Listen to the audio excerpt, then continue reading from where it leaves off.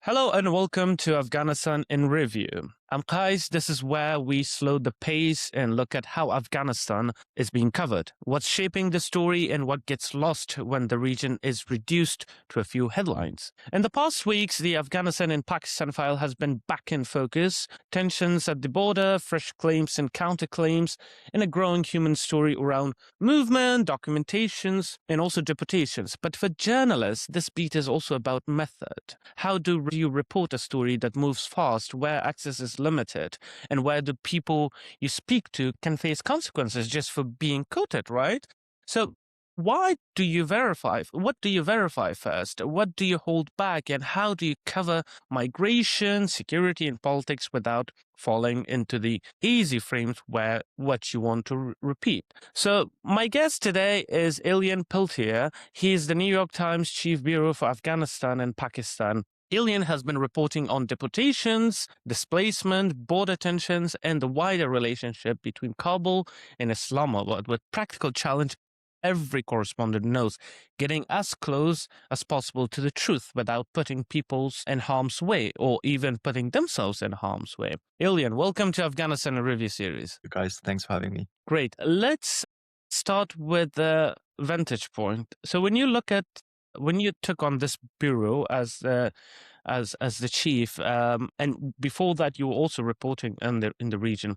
So what did you quickly realize outsiders misunderstand about where Afghanistan's story now lives geographically and also politically from a journalistic perspective? Yeah, thanks for the question. I would say that I was very interested in moving away from the coverage we've seen in the immediate aftermath of the 2021 Taliban takeover. I was very interested in covering, and I still am very interested in covering the Afghan economy, both at the micro level and at the macro level. So how Afghan people get into entrepreneurship, try to launch businesses, the obstacles they may face, what's behind the government's claim that they want to help businesses and they have a pro-business approach. That's for the micro level. And then for the macro level, what makes the Afghan economy, what drives the Afghan economy today? What is the role of remittances? What are sectors that the international community or international actors that still engage with Afghanistan and that the current government can partner on? So I guess that was one of my priorities, and very quickly news jumped in, I would say. All right. And made the picture a little bit more urgent in a way, because we saw last year how mass expulsions or forced returns from both Iran and Pakistan, so both sides of the border with Afghanistan, how those forced returns have really changed the social and economic picture in Afghanistan, with a massive impact on the economic life as well, because and we can dive into a few different aspects, but let's just take the massive impact that the end of remittances may have had on household and so on. So that really was my my focus. Of course, now with the recent events and the tensions with Pakistan, it's I guess most of my time and energy has been spent covering the news, but I try to go to Afghanistan as often as I can. I'm based in Islamabad, Pakistan. I try to go every 6 to 8 weeks, and I will try to maintain that. Yeah. So it's quite an interesting time we live in, but also both for journalists and especially for when it comes to sensitive issues, cross-border issues, and political aspects, and also, but at the same time, you're based in Islamabad while also covering both countries in their own dynamics separately as well, not just like as a combined story. How is it different covering Pakistan versus covering Afghanistan when it comes to, let's say, just as a journalist, how much access or easy it is or difficult it is in Pakistan versus in Afghanistan on topics that are sensitive overall? Well, I try to be as transparent as I can with the authorities. We have nothing to hide. I think this is, by we, I mean journalists. I can also just speak for myself as the New York Times bureau chief for both countries. I will always go to officials when I want to confirm something. Right. And I do understand the security imperatives on their end. And myself being a Western foreigner in a country where there is, in some areas, insecurity, where there are militant groups that have in the past targeted foreigners, Hmm. I could be, I could be at risk. So, because that, I'm just mentioning that because this is the main argument I get from different security officials when I want to go, somewhere. I would say that at the moment I've been able to travel pretty freely in Afghanistan. I have Afghan colleagues in Kabul, and they help me a lot, of course, with the reporting, but also the logistics. And without getting into the nitty gritty of all the accreditations we need, but Hmm. wherever go, like whenever we go to a certain province, we have to have a letter for that province, right? So Right. it starts in Kabul, but then when I go there, I always take, I would say, between 2 to 5 days to set up the logistics. And that is even as my colleagues have already done the essential job that I wouldn't be able to do on my own of, like launching Right. the process and so on. When that is completed, I would say that it has been, for now, pretty smooth and frictionless. Right. I also have not encountered any situation of insecurity. It has been one of the main arguments of the current government that Right. they have brought back a sense of security. Wherever I have been, I have witnessed that. Of course, I've only been to a few provinces, and I wouldn't want to get into the politics of whether the country is more Hmm. secure or not. But when it comes to spending time in the country, I've never felt unsafe. Pakistan, I guess, is facing another set of challenges with different militant groups that Hmm. do make the picture quite complicated, including in Khyber and Balochistan, two provinces I've been to recently, and you can just feel it as well in cities like Peshawar or Quetta, that in a way there is the perception of insecurity is there, and there Hmm. are more tensions. But it's also a huge country that I just can't wait to discover and visit more. Right. Getting authorizations is to travel, even to parts of the countries that are safe, is not always the smoothest process, but Hmm. with Right. officials to explain to them how we work and how for us as correspondents it's necessary to see as much as we can of the country and talk to as many people as we can to get a better understanding of what people want, what they care about, what they want to move forward to, and so on. Right. And I believe as a journalist, it's extremely crucial to understand and to know how to navigate in those sort of environments as well, I believe, to get access to or to at least safely report on a topic that the task that basically you're having at that moment. So, focusing on Pakistan, particularly, you went to the border regions, you went to all these places where thousands of Afghans were deported back to Afghanistan or expelled, and another term I would put it. Well, according to you, according to the findings of the New York Times, what was the driving argument by the Pakistanis towards these massive expulsions? I mean, the timing here was interesting, right? I think one can start by saying that for both Pakistan and Iran, Afghans had been given a safe place, had been given refuge, had been for years, for decades, in huge numbers, which does weigh on a country's economy. It also contributes to this country's economy, right? Which I think both governments are quite aware of as well. When it comes to Pakistan, if we look at the official statements, starting last year, there was this rhetoric that Afghans living in Pakistan may pose a national security threat to Right. Pakistan.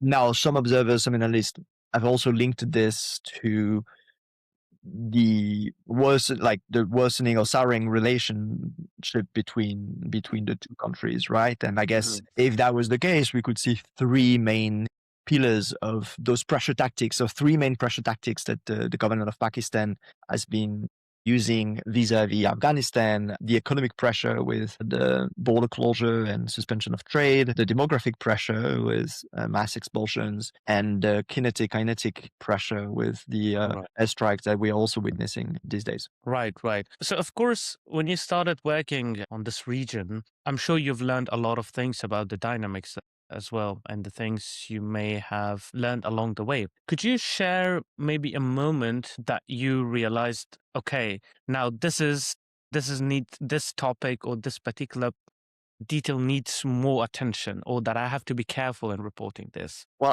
I would go back to this broader question of the Pakistan-Afghanistan relationship, Right. because there are many layers to this relationship, whether we're talking about um, cross-border issues, whether we're Mhm. talking about um, the dynamic between different families, different tribes, the ethnic and the religious ties. It's extremely layered.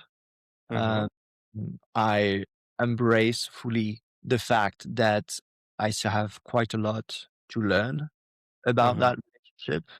I see myself as a reporter, as a bureau chief, of course, but not as an expert. And as a researcher who just loves to hear from people. I guess the reason why I'm being extra careful and I focus so much on this in my research and in my interactions is because I live in one country, I cover both. And I'm Right. extremely open about it and vocal about it when I do meet trade representatives, NGO officials, UN officials, and diplomats or government officials on both sides. They know that, like, for instance, here in Islamabad, officials know that I traveled to Kabul recently, regularly. Mhm. They know that I am in touch with the de facto authorities and vice versa, right? The government in Afghanistan knows that I live here, that I'm in touch with the Pakistani government. And in a way, I don't want to have to pick sides. I don't want to be caught in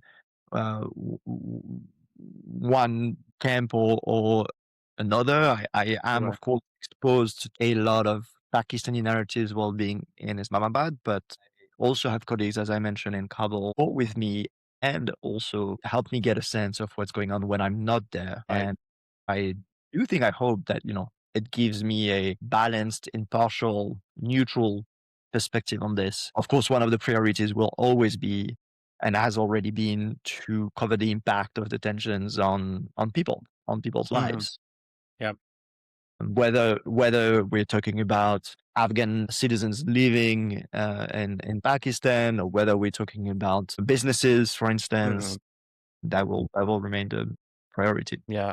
So you mentioned about working with your colleagues who are locals as well, but they're also journalists. What do you think, and how much have you observed the obstacles they're facing overall in their reporting, both in Afghanistan but also in Pakistan? I mean, I will start with something that I wish did not exist, and that's white privilege. I was based in West Africa before, and I also experienced that. The fact that when meeting or when reaching out to, you name them, but let's focus on government officials, a Western, I don't know if it's about being white, a Western reporter will be taken more seriously.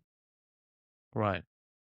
So my two Afghan colleagues, for instance, and actually it's not only about government officials. I'll take that back. When my two Afghan colleagues go on the ground, introduce themselves, and say that they're journalists with the New York Times, often people don't believe them.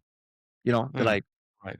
of course, we have press cards and everything. But if I do approach people on the street saying I work for the New York Times, no one will question that. So I'm being very mindful of that. That's the first thing. Of course, there are security concerns as well. They are from Afghanistan. They live in Afghanistan. Their life is in Afghanistan. Their families are in Afghanistan. They could be, subject to, they're more exposed, right? And they live there. But again, we're very transparent about the fact that we are present in Afghanistan, and we want to continue covering Afghanistan. And for us at the New York Times, that means having a permanent presence in the country to cover it on a regular basis. Right, right. And on that, I've also seen, which is quite interesting observation I've done, but I may know the reason, but I want to know more from you. Most of New York Times reporting when it comes to Afghanistan, it's always in collaboration with other of your colleagues. For instance, if we refer to the recent reporting on Bagram, we see that a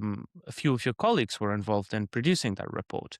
Could you explain and how that happens, how much important that is to have these sort of internal collaboration, or I mean, it's not even collaboration, it's part of like the same mission you all have, but how each reporter with their own techniques contribute to the report as a finalized for the public reading? Thank you. Thank you for the question. It's something I feel very strongly about because I've always seen journalism as a team sport.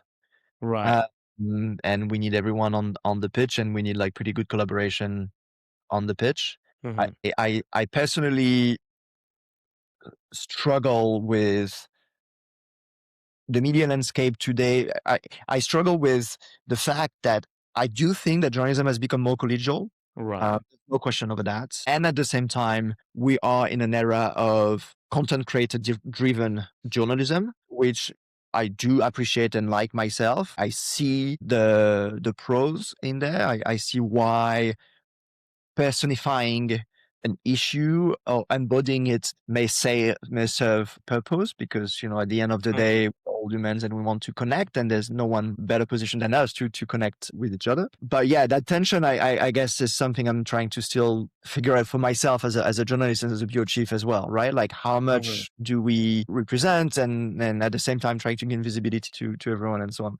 For the background reporting you're talking about, so we revealed yesterday that Pakistan, as part of its ongoing military campaign against the Taliban government in Afghanistan, had carried out airstrike on the Bagram Air Base, which holds lots of pretty high symbolic significance. At least it was the nerve center of the Right. US-led war for 20 years and so on. How did we do it? So we did it with ground reporting and sky reporting, if I may say. I have an Yeah. amazing colleague, Christian Tribert in New York, who works on open source investigation, and we have through his colleagues and his team, have access to satellite imagery. So we have been collecting, satellite imagery from Afghanistan just to get a sense of the Pakistani operation, right?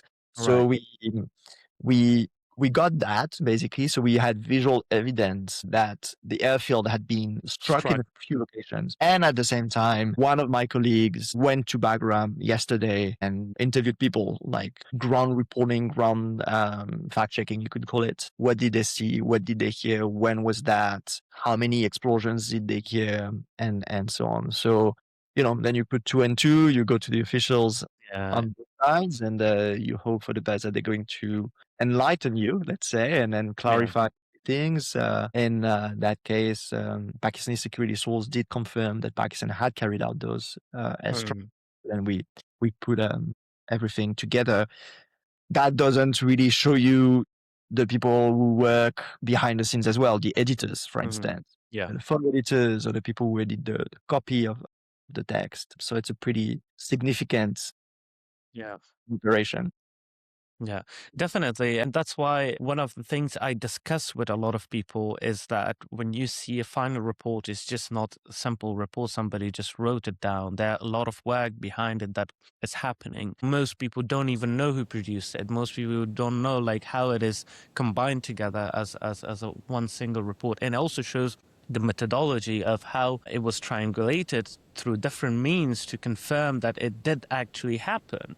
Having satellite imagery as a visual evidence, talking to people as a they said, okay, we heard two explosions, and then you see two different sites were struck. So it says that, okay, there were two different strikes there. And on that, I guess there is a massive challenge in terms of open source scattering on Afghanistan, particularly. I noticed, especially in the recent clashes between Pakistan and the Taliban, when it comes to Bagram, actually there was no visual evidence to say, like, except the satellite imagery, to say it did actually happen. People did report, but it's so hard because sometimes you don't want to fall into the trap of narratives or disinformation. So that was a quite a remarkable work on that side. And talking about that, how much you see that lack of open source data is a challenge for you guys, or what other means you always rely on if you don't have access to open source, and if so you want to report on something? Yeah, it's a huge challenge. Look, it's a huge challenge. Also, how open source investigation is going to be impacted by AI is a Right. huge source of concern, right? I hope people would not manipulate aerial footage or so on. I think user generated content is still Yeah. pretty central to open source investigation and so on, and allows us to get the like first hand material and then of course triangulate it. But this ongoing conflict, let's say, is also a war of narratives, Right. and there are a lot of competing narratives out there. Both sides are trying to make their point. They're trying to convince the domestic audiences that they have the upper hand, and so it's on us to sort through that noise, which can be pretty deafening sometimes on Hmm. both sides. Again, and sometimes it's extremely quiet and it doesn't help Yeah. either, Yeah. right?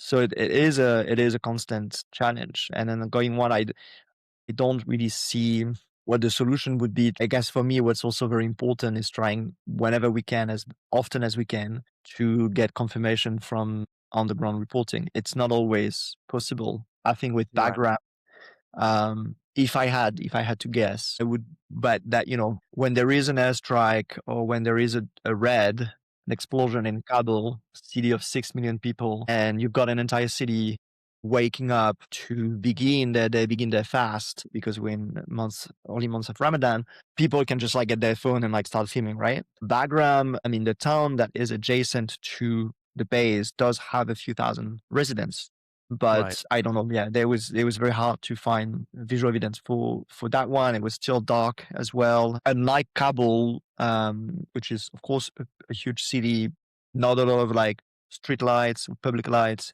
so we couldn't Right. we couldn't really find out much, which also allowed, on the one hand, Afghan officials to kind of like deflect rumors and say that, yeah, maybe they had sustained an air incursion on background, but were Hmm. able for like 36 hours or so to not comment on damage and so on, potential casualties, which we think there are no casualties, but let's see. And on the other hand, on the Pakistani side, neither denying nor confirming, basically. Right. Yeah.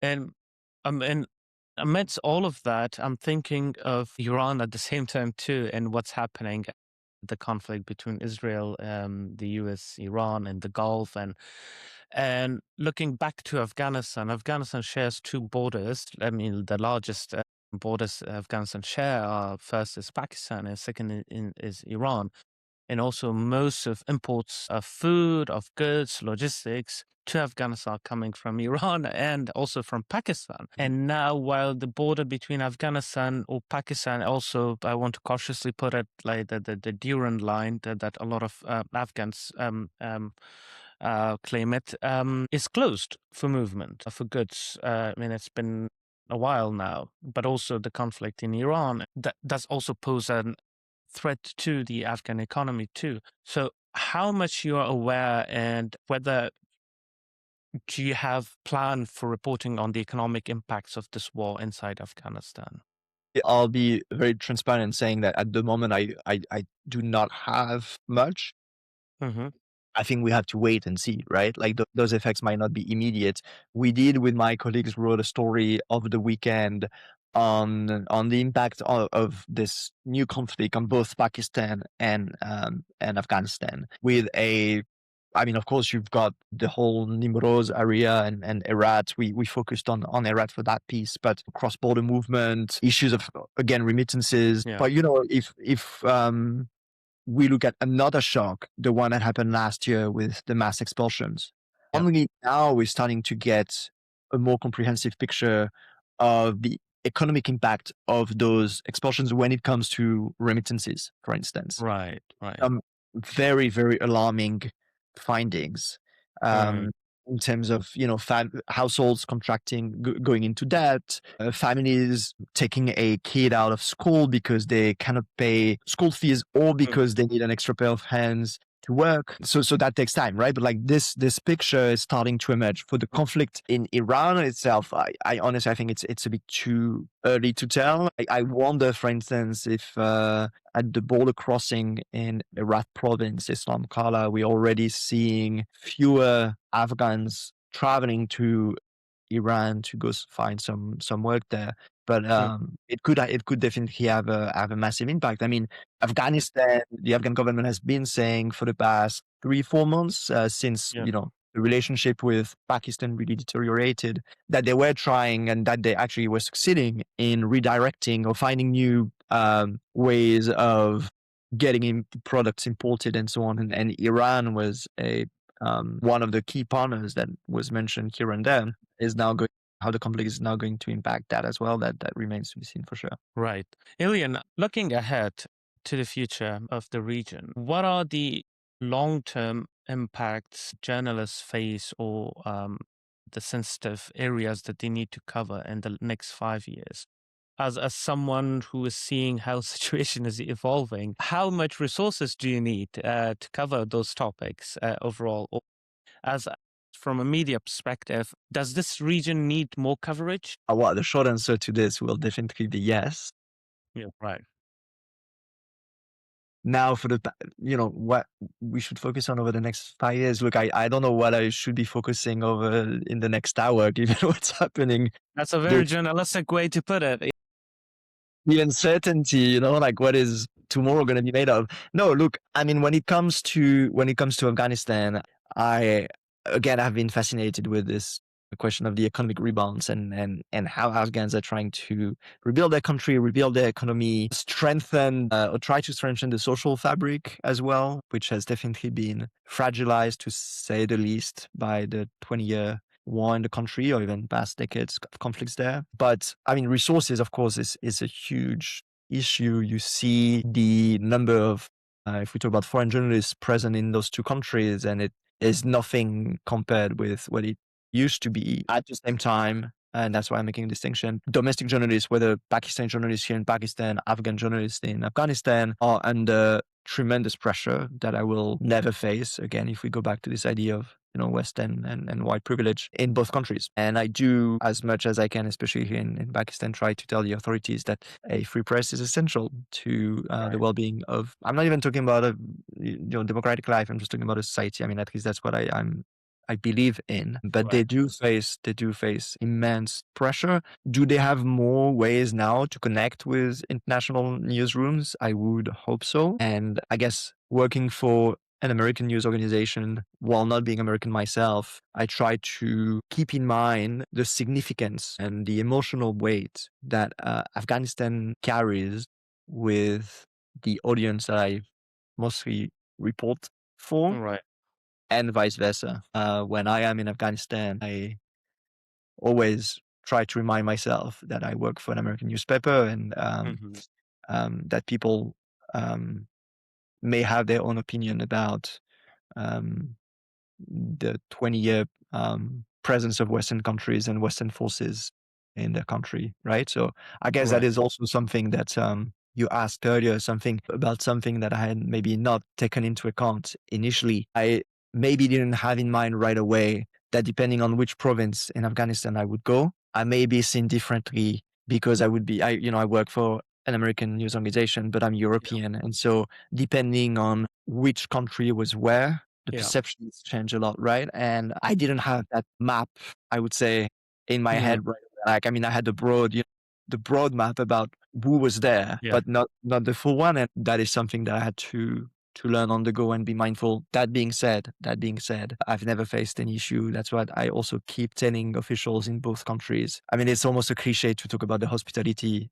in those countries, but I'm the one who is not hospitable by having to say no to chai sometimes, because I would be Right. drinking chai all day otherwise. Given that wherever I go, wherever I meet, Yeah. I'm being invited to sit down, and also, I mean, no, even more than that, meals, people always inviting and so on. So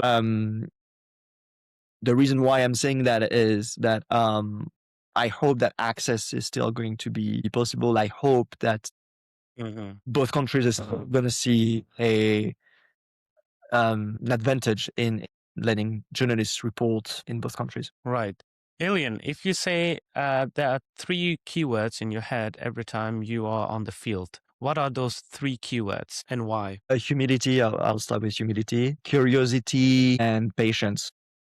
Right. Humility, curiosity, and patience. Wow. I'll start with patience because that's the one I think I have to work on the most. Things don't always work the way you want them to work. Let's put it this Right. way. either because people have a different agenda or just because, we all, and I'm not even talking about like different cultures or so on. Like we all have our own ways of doing things and so on. I talked quite a bit about teamwork, right? When we are on the ground, I work with quite a few colleagues. Mhm.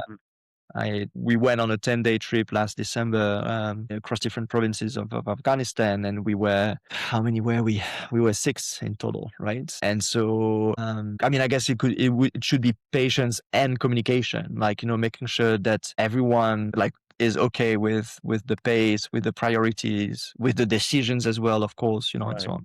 That's the first one. Curiosity, because that's our bread and butter, right? Like Of if we are course. not Yeah. as interviewers, as content creators, as researchers, as journalists, I don't think we would be doing this job. And humility, because I do sometimes struggle a little bit with the perception that people have of journalists. Right. And that, like in Pakistan, for instance, when I go to a region where I have like a police escort, like I feel like I'm being treated like a diplomat or a UN Right. and UN agency representative or whatever. That's not who we are. I would hope that people can understand that despite, of course, the inequality, the huge gap in wealth and economic resources, I'm very aware of the privileges I have when I interview someone, let's say in Afghanistan. I would hope that people would see us, and I think they do when one is approachable and so on, as people, in a way who can try as best as they can to relate to them.